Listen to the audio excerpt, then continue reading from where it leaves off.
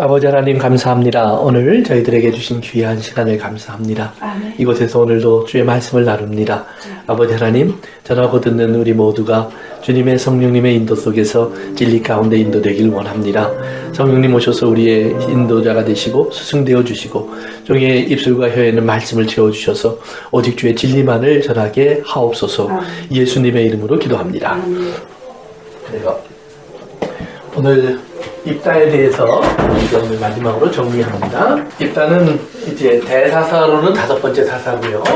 입다라는 말의 뜻은 그가 열었다라는 말입니다. He opens.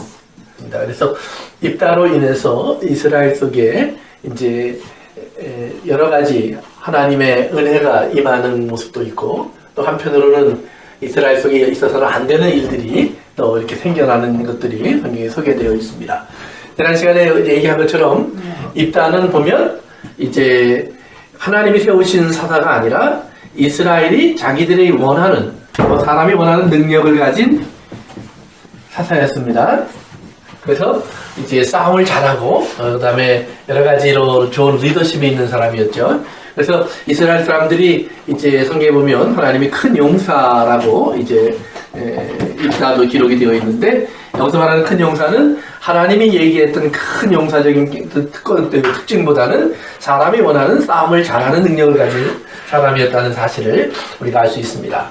그 다음에 입다가 이제 전쟁을 통해서 승리한 후에 입다는 하나님이 승리를 주시겠다고 약속했을 때 무슨 얘기를 하냐면 이제 서원을 하죠. 하나님 앞에 서원을 하는데, 서원이 있고 서약이 있어요. 네, 조금 다릅니다. 서원은 뭐냐면 뭐뭐 하면 뭐뭐 하겠다라는 그런 것입니다. 그래서 뭘 드리겠다라는 얘기를 하는 거죠. 서약은 오직 진실만을 말하겠습니다 하는 이런 약속 같은 겁니다. 언약 같은 얘기가 서약입니다. 그래서 영어는 oath 그러죠.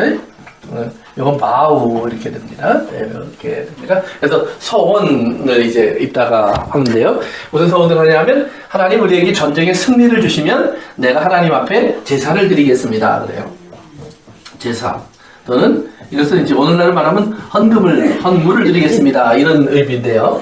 이거는 마치 뭐와 같은 태도냐면 하나님 앞에 하나님이 하시면 내가 하겠습니다. 즉 자기가 무언가 하나님께 드려서 자기의 드림 또는 자기의 행동으로 인해서 하나님을 만족시킬 수 있다라고 하는 그런 잘못된 생각에서 나온 겁니다. 제가 제사에 대한 얘기를 할 때 그때 한번 얘기했었는데요. 제사는 반드시 하나님이 사람을 만나는 방법입니다.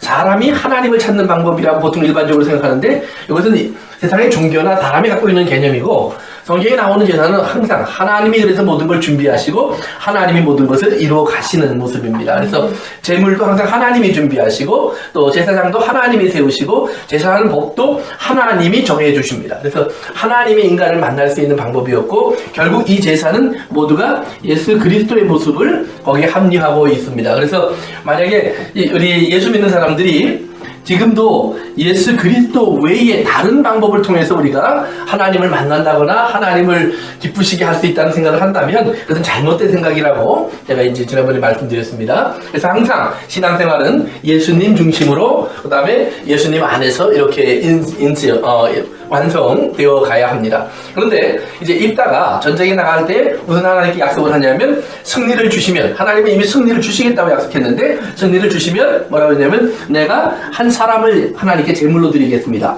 그래요? 어떤 사람이었죠? 제일 먼저 나오는 사람. 그러니까 자기의 승리를 가장 먼저 축복해주는 사람을 하나님께 제물로 드리겠다고 약속을 해요. 그리고 전쟁에 승리해서 돌아왔는데 누가 나왔죠? 딸. 그렇죠. 무남동녀라고 돼 있어요. 여기 보면 무남동녀 딸. 하나밖에 없는 딸이 나왔다는 말이에요. 그래서 이제 이 딸을 제사로 드리는 내용이 나오는데, 여기서 이제 우리가 몇 가지 생각해 봐야 될 것이 있다고 그랬어요. 첫째는 하나님 앞에 아까 얘기한 것처럼 이런 태도 자체가 잘못된 거다라는 얘기를 했어요. 두 번째는 하나님은 사람의 제사를 레위기에서는 가증한 것이다, 절대로 드리지 마라 그래요. 그런데 이제 입다가 그 말을 해버려요. 그러면 이 말은 뭐냐 하면, 입다는 이미 주변에 있는 잘못된 종교들, 종교들의 영향 속에 있다는 말이에요. 그 당시에 그 이스라엘 주변에 있는 대표적인 여러 가지 그 우상을 섬기는 사람들, 잘못된 종교를 가진 하나님을 섬기는 종교 외에 다른 종교를 섬기는 사람들을 보면 그 중에 암몬과 모압, 이제 형제간들이에요. 이 두 사람들은 이제 조상들이. 근데 이제 암몬과 모압이 어디냐면 이스라엘이라는 사람들의 지중해고요. 그 다음에 요단강이 있어요. 이렇게. 그 다음에 이 요단강 동쪽으로 암몬과 모압, 암몬 이렇게 자리 잡고 있습니다. 이게 이제 이스라엘을 이제 마주보고 있는 사람들인데요. 이 사람들이 섬기는 신이 있어요. 이게 금오스고요. 여기가 밀곰입니다.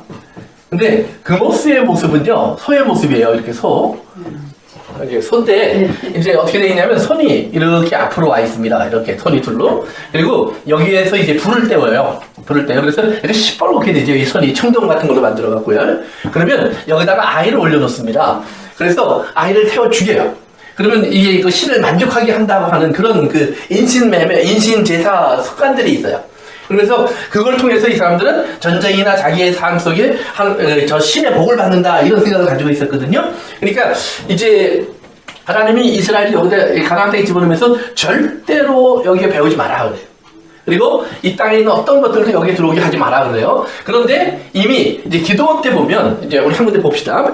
사사기서 8장 한번 봅시다. 사사기서 8장 이제 밑부분으로 내려가시면 33절에 어서 오세요. 33절에 기드온이 이미 죽음에 이스라엘 자손들이 돌아서서 바알들을 따라가 음행하였으며 그러죠. 그 다음에 이제 위로 좀 올라가세요. 27절로 보세요. 27절.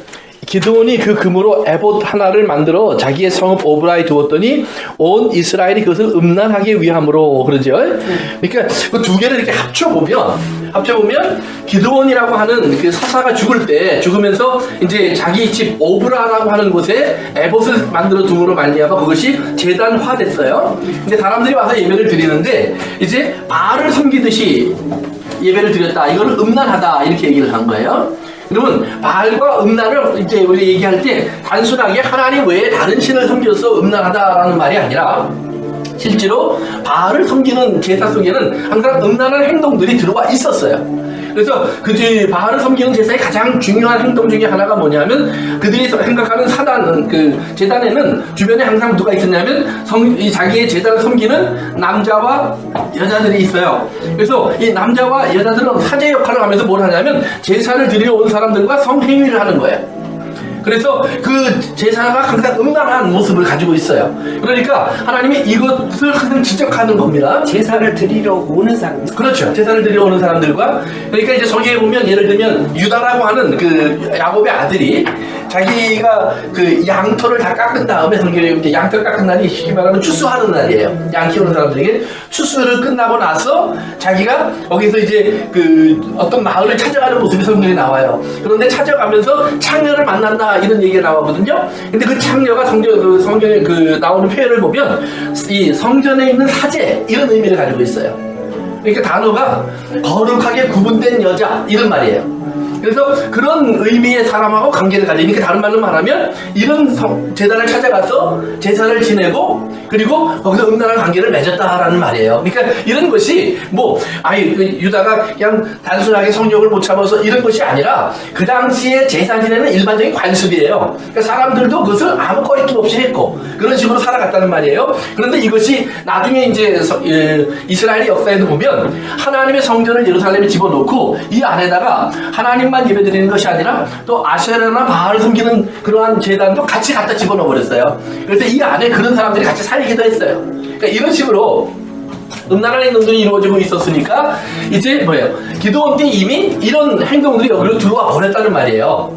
그것이 이제 기드온 다음에 입다로 넘어갔는데 입다가 이제 자기가 하나님 앞에 전쟁에 나가면서 하나님이 너는 나가서 전쟁에 싸워라 내가 너에게 승리 줄 거다 그랬는데 서원을 하면서 이런 이야기를 했을 때 자기 딸을 바치겠다 뭐 이런 얘기를 했을 때 이미 이런 주변에 있는 암몬과 모압의 신들의 영향 그리고 또 요 바알과 아세라를 섬기던 가나안 땅 사람들의 영향 이것들이 이미 다 들어와서 하나님 안에서 이것이 다 섞여버렸다는 말이에요. 그래서 여러분들이 사사기서를 읽으면서 모세가 또 여호수아가 이스라엘을 인도할 때와 큰 차이점이 하나가 있어요. 그것이 뭐냐면 사사기서에 안 나오는 것이 있어요. 사사기서에서 갑자기 사라져버리는 것이 있는 게 뭐냐면 성막, 그 다음에 율법책. 그러니까 모세가 죽으면서 하나님은 이스라엘에게 이 두 가지를 이스라엘이 꼭 가까이 하라고 가르쳐요. 성막은 하나님을 만날 수 있는 장소였어요. 그리고 율법책은 하나님이 이렇게 살아야 된다라고 이스라엘에게 주신 하나의 기록물이에요. 그러니까 이것이 하나님이 이스라엘 인도해온 하나의 증거물이라고 그랬어요. 근데 이걸 하나님 주셨는데 여호수아 때까지는 이것이 자꾸 반복이 돼요. 그런데 사사기로 들어오면서 이스라엘이 이걸 찾지 않아요. 그러니까 거의 이거에 대한 이야기가 나오지 않아요. 여러분들이 사사기를 생각해 보세요. 온니엘, 드보라 이야기, 그 다음에 에훗 이야기, 그 다음에 또 기드온 이야기, 지금 오늘 입다 이야기까지 오면서 그들 중에 성전을 찾아간 사람들이 있었는가? 그 다음에 율법책을 찾아서 하나님 말씀이 무엇인가를 알려고 노력했던 사람이 있었는가? 없었다라는 말이에요. 그러니까 그들은 그러면 단순하게 뭘 따라갔어요? 주변의 모습들을 따라갔어요. 그러면서 이렇게 섬기면 되겠지, 이런 식으로 섬기면 되겠지. 다들 저렇게 제사 드리고 저렇게 예배 드리니까. 그러니까 우리가 오늘날도 신앙생활이 마찬가지예요. 단순히 교회를 온다고 우리가 바른 신앙생활을 하는 것이 아니라 우리는 끊임없이 뭐예요? 성막은 자체가 예수님의 모습을 형상화시키는 거예요. 그러니까 예수님과 함께하는 삶. 그 다음에 그러기 위해서는 하나님의 말씀에 뭐라고 되어 있는가를 끊임없이 우리가 찾아야 돼요. 그래서 사도행전에도 보면 데살로니가와 베레아로 두 도시에 사도 바울이 선교하러 가는 그 모습이 나오거든요. 그런데 베레아에 가서 사도 바울이 설교를 하는데 베레아 사람들은 성경에 뭐라 표현했냐면 데살로니가 사람들보다 베레아 사람들은 더 gentle, 그래서 뭐 신사적이다 이런 표현을 썼는데 온유하다라는 말이 오히려 맞는 것 같아요. 또 겸손하고 온유해서 바울이 말씀을 전하면 정말 말씀이 그런가 성경을 찾아보고 그 다음에 뭐라 그러냐면 믿는 자들이 많더라 그래요. 근데 데살로니가는 어떤 일을 했냐면 바울이 설교하니까 듣고 뭐 좋아하다가도 사람들이 뭐라고 하니까 또 흥분해서 다 바울을 죽이고 쫓아내는 사람들이 돼요. 그러니까 다른 반응들이 나와요. 그러니까 우리가 오늘도 필요한 건 뭐냐면 단순히 교회에 와서 예배드리고 야 됐다 이게 아니라 우리가 예수님과 계속해서 함께하는 삶, 그 다음에 두 번째는 하나님 말씀에 뭐라고 되어 있는가를 끊임없이 찾고 구하고 깨달으려고 묵상하고 노력하는 삶. 그래서 제가 지난주에 설교하면서 그랬죠. 설교도 듣고 한번 듣고 끝내지 말고 최소한 몇 번씩 반복해라. 그러나 그렇게도 못할 것 같으면 적어도 그날 읽었던 하나님 말씀만이라도 반복해서 읽으면서 우리가 하나님이 뭐라고 말씀하셨을까를 좀 생각해봐라. 제가 이런 부탁을 드린 적이 있었는데 이제 그런 식으로 우리가 하나님 말씀을 가까이 하셔야 돼요. 그래서 성경에 다윗같이 하나님의 사람들의 특징 중에 하나가 뭐냐면 하나님의 말씀을 주야로 묵상한다. 그렇죠? 항상 하나님 말씀을 가까이 하는 사람이에요. 그래서 이제 그 입다가 한 사람을 드리겠다고 그랬는데 그건 하나님에게서 나온 것이 아니라 이것은 세상적인 관습에서 나온 것을 그대로 하나님 앞에 갖고 와서 그냥 서원해 버린 거예요. 그리고 막상 이제 자기 딸이 나오니까 입다가 이제 당황하죠. 그러면서 아니 다 종들이 나와야 될 텐데 왜 딸이 튀어나와서 나를 이렇게 속상하게 하나 그래요. 근데 이제 그 성경학자들 중에는 그 부분을 조금 다르게 해석하는 부분이 있어서 제가 한번 여러분 참고로 알려드리고 떠나가겠습니다. 12장으로 가보세요. 11장 31절 보세요. 사사기 11장 31절 한번 같이 읽을까요? 시작. 내가 아몬 자손에게서 평안히 돌아올 때에 누구든지 내 지문에서 나와 나를 영접하는 그는 여호와께 드릴 것이니 내가 그 번제를 물로 드리나이다 하니라. 이제 그 입다가 하나님 앞에 서원하면서 제일 먼저 나오는 사람을 내가 여호와께 드릴 것이니 번제로 드리겠습니다. 이렇게 해요. 그러니까 이게 offer 한다는 말이에요. offer. 이게 이제 올라가라는 말인데 위로 올라가게 한다 이제 이런 말이고 이것도 이제 번제로 드린다는 마찬가지입니다. 그런데 여기서 이 동사가 여기 다 한다 끝난 다음에 이것하고 이것 하겠습니다는 and예요. 예를 들면 영어식으로 표현을 하면 연결할 때 이거 하면 여호와께 드릴 때 번제로 해서 드리겠습니다. 이렇게 우리가 일반적으로 해석을 해요. 그런데 이제 원래 히브리어 단어의 이 and라는 말은 이렇게 생긴 단어입니다. 이걸 마브 이렇게 얘기하는데 마브라는 단어인데 이게 네일 같은 표현이에요. 네일 못 같은 거예요. 그러니까 못은 어떤 역할을 하죠? 두 개를 하나로 연결시켜주는 역할을 하죠. 그래서 이제 예수님이 십자가에 못 박힘으로 말미암아 하나님과 우리가 연결된다는 그런 의미를 갖고 있는 단어라고도 이제 일반적으로 해석을 하는데 돌리면서 이렇게 하겠습니다. and로 하는데 이 단어가 또한 or로도 해석이 될 수 있어요. 여호와께 돌리든지 번제로 드리겠습니다. 둘 중에 하나.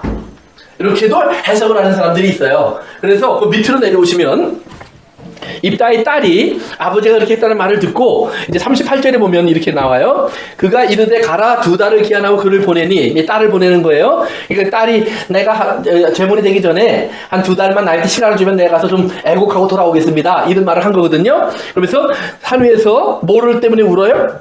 38절에 왜 울었어요? 그렇죠. 처녀로 죽음이에요. 처녀로. 결혼하지 않은 여자, 아이를 낳아보지 않은 여자, 이런 의미입니다. 그렇게 돼요. 근데 이제 밑으로 40절로 내려와 보세요. 40절. 그 다음에 39절 제가 있습니다. 두 달 만에 그의 아버지에게 돌아온지라 그는 자기가 서원한 대로 딸에게 행하니 딸이 남자를 알지 못하였더라. 이제 계속해서 처녀로 죽었다라는 말을 얘기하는 겁니다. 이것이 이스라엘의 관습이 되었더라. 그래요. 40절 시작. 이스라엘의 딸들이 해마다 가서 길르앗 사람 입다의 딸을 위하여 날씩 애곡하더라. 근데 거기 그 애곡하다라는 말이 애곡. 그 원래 성경에 나오는 좀 더 기본적인 단어의 뜻을 생각하면 노래하더라라는 말이에요. 노래하더라. 그러니까 애곡은 이제 처녀로 죽은 것을 노래한다는 말로 표현하면 이상하니까 곡하더라 이렇게 이제 표현을 해준 거예요. 그런데 이 단어가 어디서 쓰였냐면 드보라가 자기가 전쟁에 승리한 다음에 하나님을 찬송할 때 써요. 우리가 승리했으니까 하나님께 감사하자. 그럴 때 이 단어를 쓰거든요. 그러면 처녀로 죽은 것은 노래하더라 이렇게 여기 보면, 그러면 이건 슬픔의 소리보다는 어떤 면에서 보면 완성의 소리예요. 승리의 소리예요. 그러면 왜 승리의 소리를 냈을까? 그랬을 때 아까 거기서 이제 오화로 보면 여호와께 드리거나 또는 번제로 하거나 그랬을 때, 그러면 여호와께 드려서 오늘날 말하면 수녀와 같이 오직 하나님만 섬기는 사람으로 결혼하지 않고 살게 했다. 이제 이런 식으로도 해석을 해요. 이게 두 가지의 해석입니다. 근데 그냥 성경을 그냥 우리가 가장 직설적으로 보면 번제로 드린 것이 더 합당한데, 이제 이런 그 표현들이 반복되는 걸 봐서 처녀로 죽었다, 처녀로 결혼하지 않고 그러면 성전에 이제 바쳐져서 오직 하나님만 섬기는 사람으로 살았다는 의미로도 볼 수 있지 않느냐. 그것이 해석적으로 문제가 없어요. 참고로 알아두시면 되는데, 그래서 이제 어떤 사람은 그래요. 이게 하나님이 받지도 않은 제사를 드리도록 하나님 내버려뒀을까? 이제 이런 의문을 표현하기도 해요. 근데 성경은 종종 하나님이 받지도 않고 하나님이 관심도 없는 일들을 사람이 하는 걸 하나님이 내버려두세요. 왜? 그것이 사람의 선택이니까. 하나님이 인간의 선택을 궁극적으로 간섭하는 것은 마지막 심판 때예요. 그 전까지는 기본적으로 이게 뭐 예를 들면 왜 그 사고를 안 막아주셨습니까? 그것도 하나님 허락하신 범죄 속에서 인간이 선택하는 과정 속에 일어나는 일들이에요. 그럼 언제까지? 하나님의 모든 역사가 마무리될 때까지. 그 다음부터는 그런 일들이 없을 거예요. 그러면 그때까지 그러면 일어나는 속에서 우리가 때로는 억울하고 답답하고 우리가 때로는 해결할 수 없는 일들을 놓고 어떻게 해야 됩니까? 그 안에서 하나님이 실패하지 않고 선한 일을 이루어 가신다는 걸 성경은 우리에게 보여주고 있는 거예요. 그러니까 이 사사들의 이야기를 봐도 입다같이 잘못된 선택을 하는 사람이나 또는 온니엘이나 에훗이나 드보라같이 바른 선택을 하는 사람들이나 보면 똑같이 결과를 온다는 말이에요. 그러니까 잘못된 사람을 통해서도 잘한 사람도 똑같은 결과를 가져오는 것은 하나님의 지혜예요. 그래서 그 중에는 쓰임받고 바울의 말처럼 버림받을 수 있는 사람도 있고, 또 하나님 앞에 아름답게 쓰임받아서 칭찬받을 사람도 있다는 거예요. 그건 그렇게 생각하시면 돼요. 그래서 이제 그런 의미에서 여러분 생각해 보시면 되는데, 그러면 이제 또 하나 질문이 나오는 게 뭐냐면, 그러면 성전에 여자가 들어와서 할 수 있는 일들이 있었느냐는 말이에요. 왜냐면 구약의 제사장은 다 누구예요? 남자밖에 없어요. 성전에 들어와서 섬기는 건 남자들만 해요. 그러니까 이스라엘이 나중에 예루살렘에 성전을 지었을 때 보면 성전 큰 뜰이 있고 이 안에 성소가 있고 그 다음에 이렇게 있는데 요 바깥에를 여자의 뜰 이렇게 불러요. 그래서 여자분들은 여기까지 들어오는 거예요. 남자는 여기까지 들어와요. 근데 이제 그 다음에 재밌는 건 뭐냐면 여자들이 들어와서 헌금을 할 수 있도록 헌금함은 다 여기 있었어요. 그때도 지금에도 여자분들이 헌금을 많이 했나 봐요. 어쨌든 간에 이렇게 해서 이제 그런 식으로 여러분들 이해하면 되는데, 그러면 여자가 성전에 어떻게 받쳐졌을까? 근데 이스라엘의 생각을 하면 여자가 받쳐진 건 큰 의미가 없어요. 물론 여자분들이 제사를 드리기 때문에 와서 성경에 나오니까 그들을 돕는 역할이 있을 수 있어요. 그래서 사무엘서에 보면 나와요. 여자들의 이야기가 엘리 제사장들의 아들들이 그래서 성전을 섬기는 여자들과 불륜의 관계를 맺었다 그래서 하나님이 진노하신 장면이 나오는데 그래서 여자들의 역할이 거기 나올 수 있어요. 그러나 성전 자체 안으로 들어가면 사실은 없어요. 근데 반대로 암몬이나 모압의 종교, 그 다음에 바알을 섬기는 종교, 아세라를 섬기는 종교, 여기에는 여자들의 역할이 굉장히 많아요. 그러니까 여자를 바쳤다라는 말을 한다면 뭐예요? 잘못된 종교의 영향을 받은 것이라고도 볼 수도 있어요. 그 자체가. 그래서 그렇게 여러분 참고로 알아두시면 됩니다. 이제 그래서 오늘의 이제 중요한 부분은 12장입니다. 12장으로 한번 가보세요. 12장. 그래서 지난 시간까지 이제 우리 정리를 좀 맞춰놓고요. 그래서 이제 전쟁은 끝났고 12장으로 올라가서 보면은 우리 12장 1절과 우리 2절과 3절, 3절 읽어봅니다. 시작. 에브라임의 사람들이 모여 북쪽으로 가서 입다에게 이르되 내가 암몬 자손과 싸우려 건너갈 때에 어찌하여 우리를 불러 너와 함께 가게 하지 아니하였느냐. 우리가 반드시 너와 내 집을 불사르리라 하니 입다가 그들에게 이르되 나와 내 백성 암몬 자손과 크게 싸울 때에 내가 너희를 부르되 너희가 나를 그들의 손에서 구원하지 아니하므로 나는 너희가 도와주지 아니하는 것을 보고 내 목숨을 돌보지 아니하고 건너가서 암몬 자손을 쳤더니 여호와께서 그들의 내 손을 넘겨주셨거늘 너희가 어찌하여 오늘 내게 올라와서 나와 더불어 싸우고자 하느냐 하니라. 그래요. 이제 전쟁이 끝났어요. 입다가 암몬 사람들을 이제 다 정복하고 그 다음에 이제 시간적으로 땅을 하나님께 드린 것까지 다 마친 다음이냐 아니냐 이제 약간 이제 논쟁은 있는데 성경에 나오는 순서대로 우리가 봅시다. 땅을 바치는 것까지 다 마쳤어요. 그래서 전쟁이 이제 일단 다 된 거예요. 그런데 갑자기 에브라임이 등장해요. 그럼 에브라임이 어떤 사람인지 어떠세요? 우리가 알아야 되는데 에브라임은 야곱의 12아들 중에 요셉이라는 아들이 있어요. 요셉은 야곱의 11번째 아들이고 야곱의 가장 사랑하던 부인, 야곱의 부인이 4명이 있었는데 가장 사랑했던 라헬이라는 부인의 큰아들이에요. 그래서 아버지 야곱이 요셉을 특별히 사랑해서 어떤 특별한 옷만 입히고 이런 이야기가 성경에 나왔잖아요. 근데 요셉이 이제 형들이 그걸 보고 시기해서 이제 팔아버려요. 그래서 애굽이라는 나라의 종으로 갔다가 우여곡절 끝에 애굽의 이제 책임자가 되죠. 국무총리가 돼요. 그래서 그 요셉이 거기서 결혼을 해서 아들 둘을 낳아요. 하나가 므낫세고요. 하나가 에브라임이에요. 그래서 요셉이 두 아들을 낳는데 에브라임은 둘째 아들이고 므낫세가 큰 아들입니다. 그래서 요셉이 아버지 야곱을 이제 다시 만나니까 야곱이 죽기 전에 이 두 아들을 데리고 야곱에게 와서 축복을 받아요. 그런데 야곱이 오른손을 에브라임에게 얹고 왼손을 므낫세에게 얹어요. 근데 누가 장남이라고 그랬죠? 그렇죠. 므낫세. 그러니까 요셉이 아버지 이렇게 해야 되는데 그러니까 야곱이 뭐라 하면 I know 그러나 이게 하나님 뜻이야 이러면서 이렇게 바꿔요. 그래서 에브라임에게 장자의 축복을 줘요. 요셉의 큰아들에게. 그래서 이 에브라임이 그럼 어떤 역할을 하느냐, 나중에 보면 모세가 죽고 난 다음에 이스라엘을 인도한 사람이 누구죠? 모세가 죽고 난 다음에 여호수아. 그렇죠? 여호수아인데 여호수아가 에브라임 지파 사람이에요. 그리고 이제 나중에 여러분들이 보시면 항상 이제 광야를 이스라엘 사람들이 지나갈 때 보면 이렇게 십자가 대형을 만들어요. 항상. 앞은 유다고요. 뒤는 에브라임이에요. 그러니까 항상 앞뒤로 또는 좌우로 이 에브라임과 유다는 이스라엘의 리더 역할을 해요. 가장 중심되는 역할을. 그리고 가나안 땅을 점령했을 때 보시면 한 군데 찾아보고 갑시다. 여호수아서로 가세요. 여호수아서 17장으로 가세요. 17장. 여호수아서 17장. 사사기서 앞입니다. 사사기서 앞 여호수아서 17장 17절 한번 같이 읽어볼까요? 17장 17절 시작. 여호수아가 다시 요셉의 족속 곧 에브라임과 므낫세에게 말하여 이르되 너는 큰 민족이요 큰 권능이 있은즉 한 군께만 가질 것이니라. 한 분깃만 가질 것이 아니라 18절 그 산지도 내 것이 되리니 비록 살림이라도 내가 개척하라 그 끝까지 내 것이 되리라 가나안 족속이 비록 철병거를 가졌고 강할지라도 내가 능히 그를 쫓아내리라 하였더라. 그러니까 에브라임 지파에겐 여호수아가 뭐라 하냐면 좀 어려운 지역을 줬어요. 산지를. 그러니까 에브라임이 컴플레인을 하는 거예요. 쓸만한 땅을 주지 왜 그 땅을 주십니까? 그러니까 여호수아가 너는 어떤 사람이라고 그래요? 강하다고 그러죠. 너는 하나님 너에게 주신 강함이 있어. 그러니까 달라고 하지 말고 그 산지를 네가 다 차지해버려. 그래서 네 몫은 네가 받은 것 플러스 네가 점령하는 땅이야.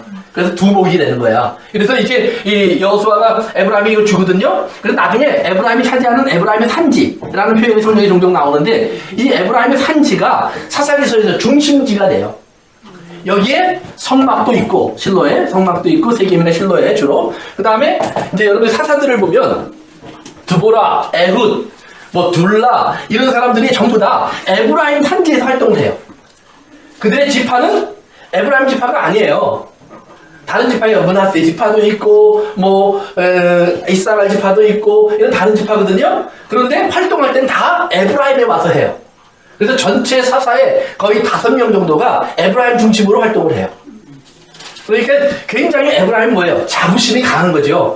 성전도 성막도 자기 가운데 있고 그 다음에 마지막으로 죽은 큰 리더 여호수아도 에브라임 사람이고 그래서 여호수아의 무덤도 자기 가운데 있고 그 다음에 요셉 애굽에서 자기를 구원하는데 큰 역할을 한 자기 조상의 무덤도 에브라임 가운데 있고 그러니까 유다를 제외하고는 에브라임만큼 이렇게 많은 이런 줄기를 전통에 자랑할 만한 것들을 가지고 있는 지파가 없어요. 그러니까 에브라임이 내가 그냥 강하고 힘도 있고 큰 지파고 저 지역도 넓고 이런 자부심을 가지고 있는 거예요. 잔뜩. 그런데 언제부터 이제 좀 문제가 생기냐면 자꾸 사사들이 일어나는데 기드온 때쯤 가니까 기드온은 누구냐면 므낫세 지파거든요. 므낫세는 뭐예요? 자기의 형네 집안이에요. 그런데 하나님이 축복을 여기다 줬는데 자꾸 히로는 영웅은 어디서 나와요? 이쪽에서 나온단 말이에요. 그러니까 전쟁이 끝난 다음에 사사기서 8장에 보면 이 사람들이 찾아와요. 에브라임 사람들이. 그러면서 야 기드온아 네가 그럴 수가 있냐? 이런 전쟁을 할 때는 우리를 같이 가자고 해야지. 너 혼자 나가서 말이야 승리한 다음에 와서 네가 아주 잘난 것처럼 자랑하는데 그거 우리 마음에 안 들어. 그러니까 기드온이 뭐라 그러냐면 이게 무슨 소리십니까? 당신들에게 내가 나중에 연락을 드리지 않았습니까? 그래서 당신들이 잡아온 사람을 보십시오. 그러니까 그 기드온 때 이스라엘 쳐들어왔던 아모리 사람들의 큰 장군 2사람을 잡거든요. 에브라임 사람들이.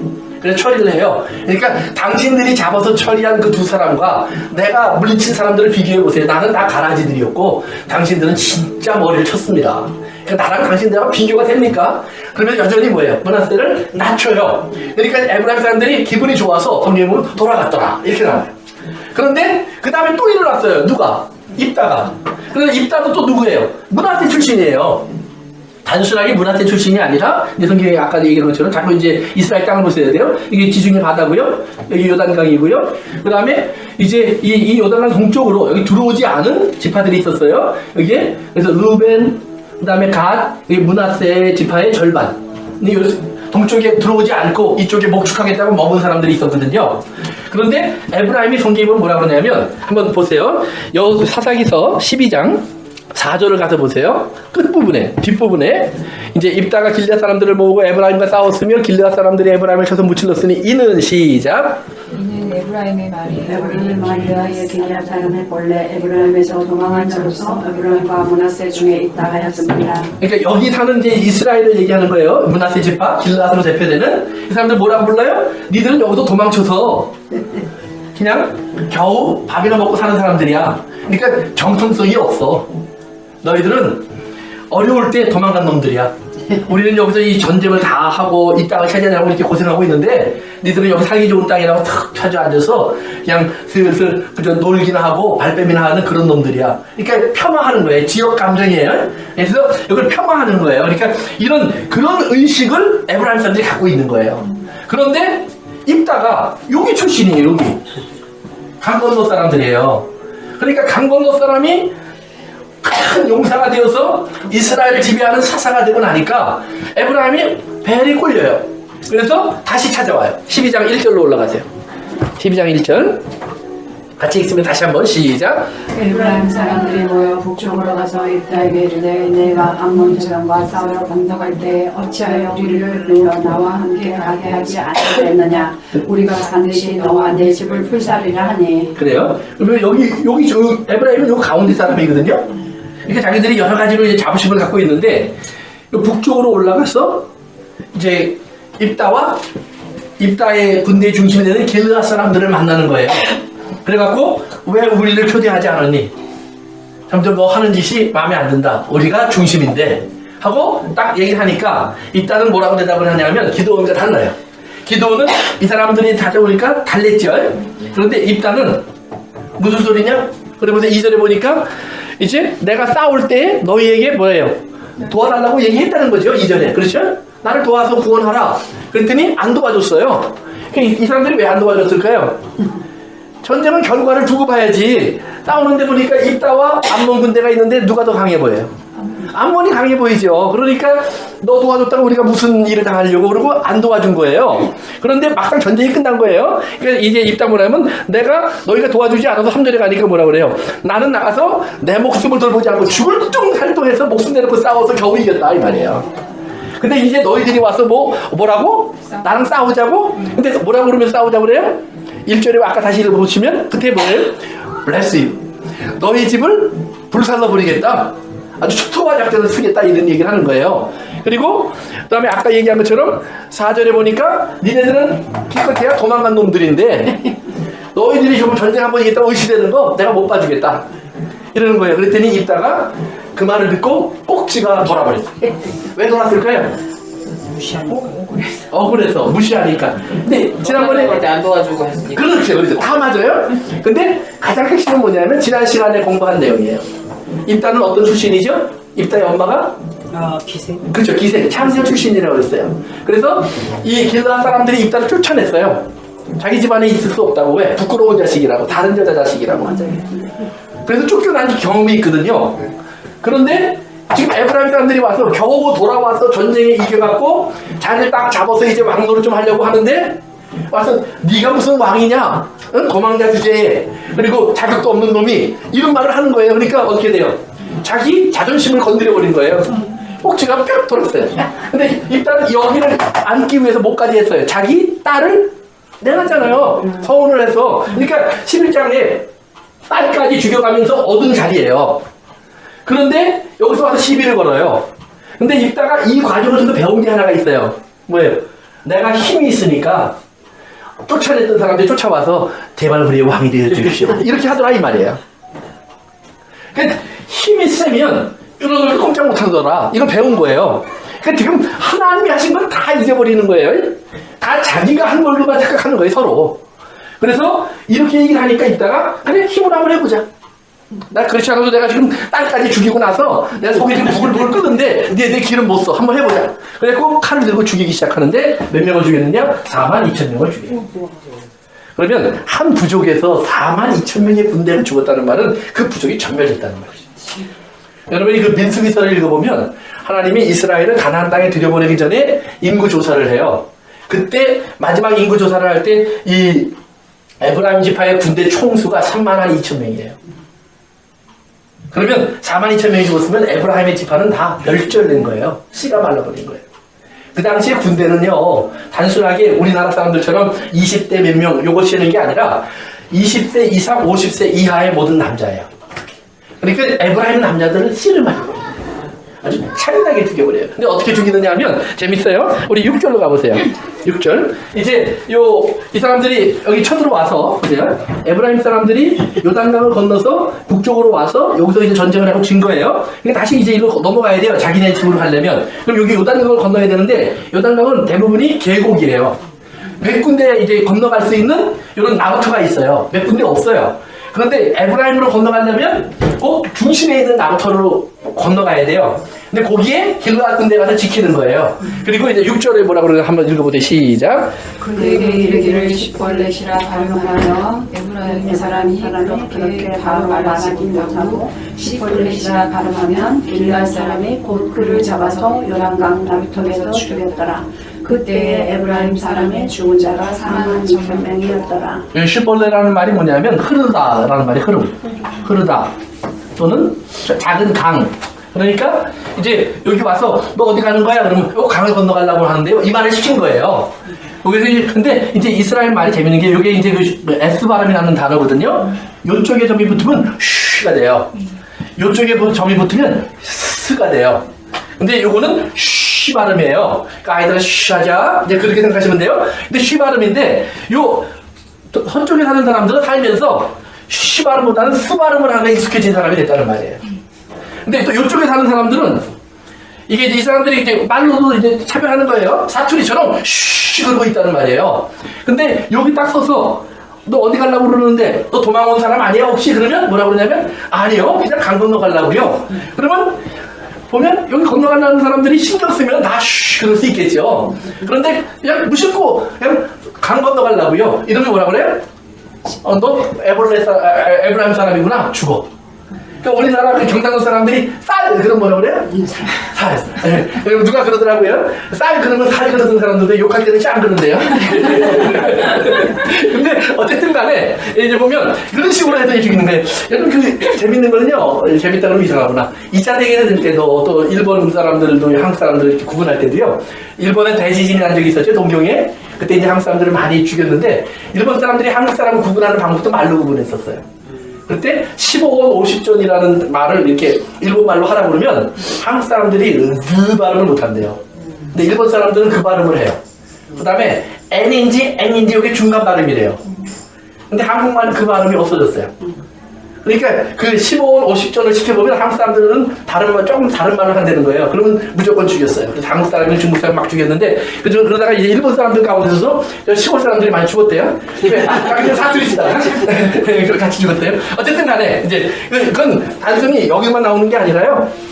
2차 대결전 때도 독일군들이 네덜란드에 들어왔었잖아요. 그러면 그 독일군들이 네덜란드 사람인지 독일군인지를 구분하는 방법 중에 하나가 단어를 시켜보는 거예요. 그러면 이제 네덜란드 사람은 독일어 발음 중에 못하는 게 있어요.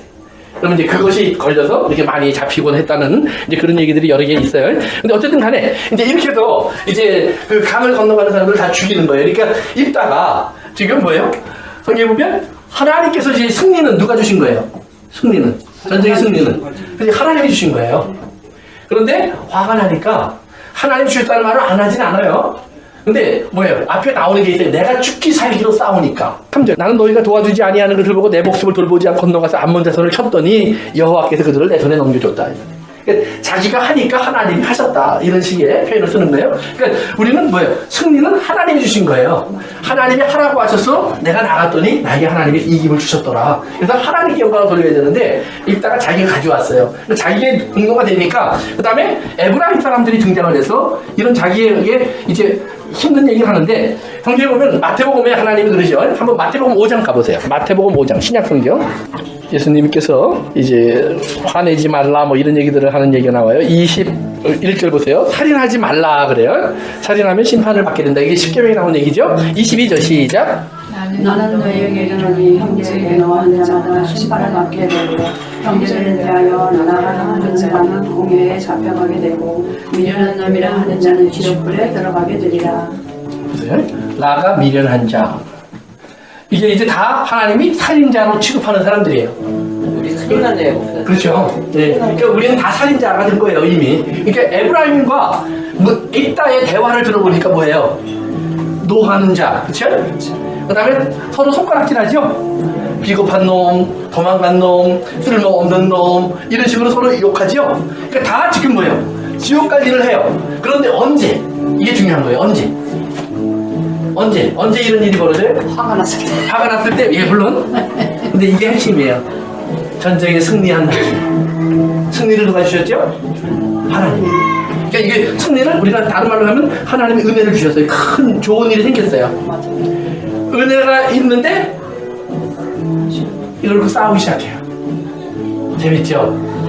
좋은 걸 하나님 주셨는데 그거 놓고 지금 사람들은 누가 큰 떡 먹을까 갖고 싸운다. 예수님은 왜 우리를 그렇게만 만들었대요? 그러니까 말이에요.